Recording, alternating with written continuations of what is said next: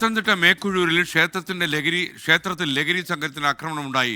ഋഷികേശ ക്ഷേത്രമുറ്റത്തെ ബോർഡുകളും കട്ടൗട്ടുകളും തകർത്തു. ജീവനക്കാരനെ കയ്യേറ്റം ചെയ്തു. 10 പേരടങ്ങുന്ന ഒരു സംഘമാണ് എത്തിയതെന്ന് നാട്ടുകാർ. ഞാൻ വഞ്ചി അവിടെ ഇരിക്കുന്ന വഞ്ചി സ്ഥിരം എടുത്ത് മേളിൽ കൊണ്ട് വെക്കുന്നതാണ്.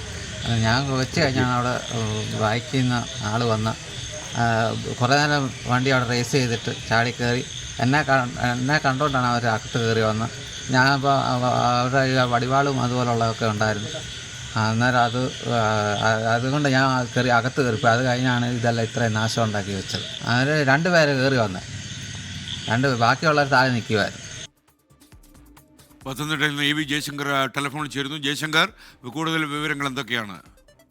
അതായത് SKN ഈ വൈകിട്ടോട് കൂടിയാണ് മെക്കഴൂരിലെ ഋഷികേശ ക്ഷേത്രത്തിൽ 10 പേര് അടങ്ങുന്ന സംഘം എത്തി വലിയ പ്രശ്നങ്ങൾ സൃഷ്ടിച്ചതായി. ജീവനക്കാരെ ഉൾപ്പെടെ കയ്യേറ്റം ചെയ്യാനുള്ള ഒരു ശ്രമം ഇവരുടെ ഭാഗത്തുണ്ടായി. ഒപ്പം തന്നെ ക്ഷേത്രമുറ്റത്ത് സ്ഥാപിച്ച ബോർഡുകളും കട്ടൗട്ടുകളും എല്ലാം തന്നെ ഇവർ തകർത്തു. വലിയ തോതിൽ ഒരു ഭീകരാന്തരീക്ഷമാണ് ഇവർ സൃഷ്ടിച്ചത്.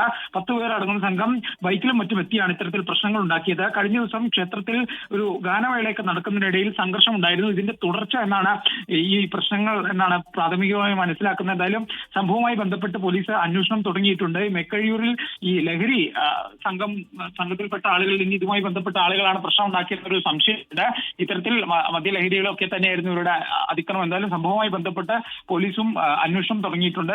ക്ഷേത്ര ജീവനക്കാരെ കൈകാര്യം ചെയ്യുകയും ഒപ്പം തന്നെ ക്ഷേത്രമുറ്റത്ത് കയറി കട്ടൗട്ടുകളും ബോർഡുകളും തകർത്താണ് ഈ 10 സംഘം മടങ്ങിയത്. വലിയ ഭീതിയാണ്. ഇവർ കുറെ നേരം ക്ഷേത്ര പരിസരത്ത് പരത്തിയത്. എന്തായാലും പോലീസ് ഈ സംഭവവുമായി ബന്ധപ്പെട്ട് അന്വേഷണം ആരംഭിച്ചിട്ടുണ്ട്.